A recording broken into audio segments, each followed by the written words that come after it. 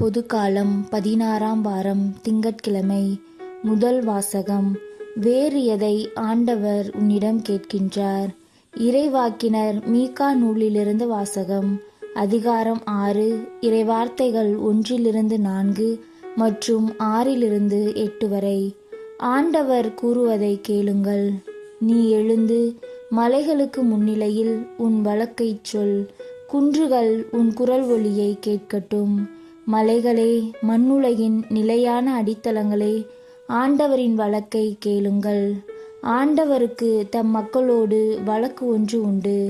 இஸ்ரேலோடு அவர் வாதாட போகின்றார். என் மக்களே, நான் உங்களுக்கு என்ன செய்தேன்? எதில் நான் உங்களை துயரடையச் செய்தேன்? எனக்கு மறுமொழி கூறுங்கள்.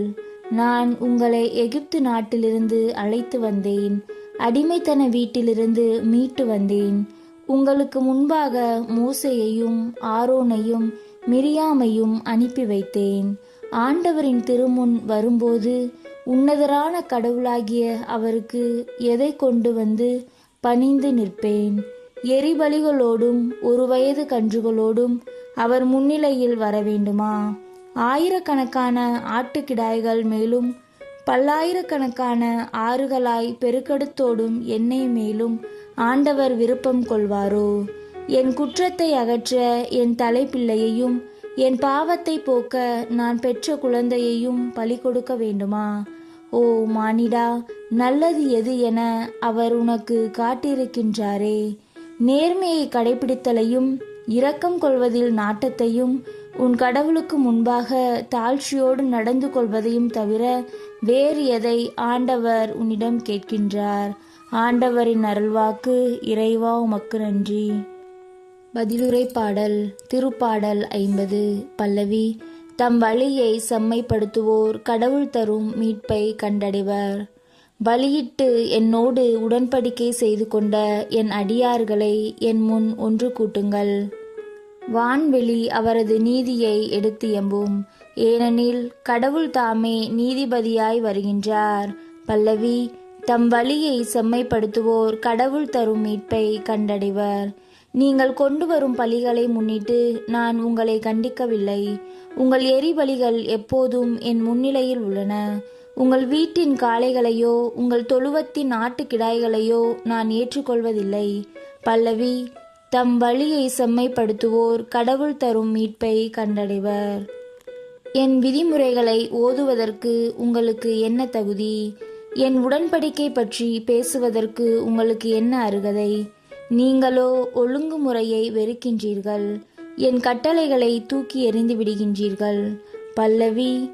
தம் வழியை செம்மைப்படுத்துவோர் கடவுள் தரும் மீட்பை கண்டடைவர். இவ்வாறெல்லாம் நீங்கள் செய்தும் நான் மௌனமாயிருந்தேன். நானும் உங்களை போன்றவர் என எண்ணிக்கொண்டீர்கள். ஆனால் இப்பொழுது உங்களை கண்டிக்கின்றேன். உங்கள் குற்றங்களை உங்கள் கண்முன் ஒவ்வொன்றாய் எடுத்து உரைக்கின்றேன்.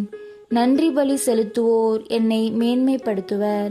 தம் வழியை செம்மைப்படுத்துவோர் கடவுளாம் நான் அருளும் மீட்பை கண்டடைவர். பல்லவி.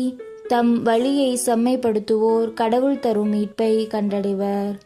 நற்செய்திக்கு முன் வாழ்த்தொலி. அல்லேலூயா, அல்லேலூயா. இன்று உங்கள் இதயத்தை கடினப்படுத்தி கொள்ளாதீர்கள்.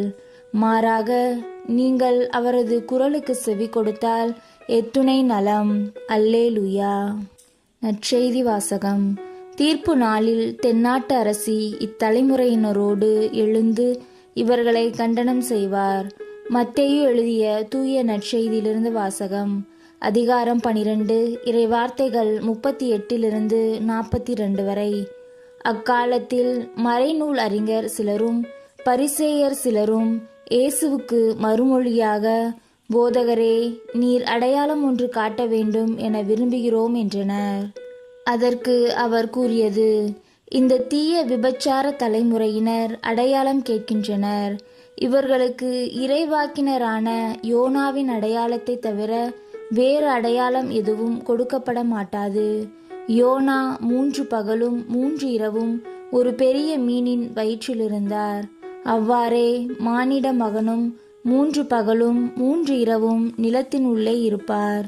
தீர்ப்பு நாளில் நினிவே மக்கள் இத்தலைமுறையினரோடு எழுந்து இவர்களை கண்டனம் செய்வார்கள். ஏனெனில் யோனா அறிவித்த செய்தியை கேட்டு அவர்கள் மனம் மாறியவர்கள். ஆனால் இங்கிருப்பவர் யோனாவை விட பெரியவர் அல்லவா?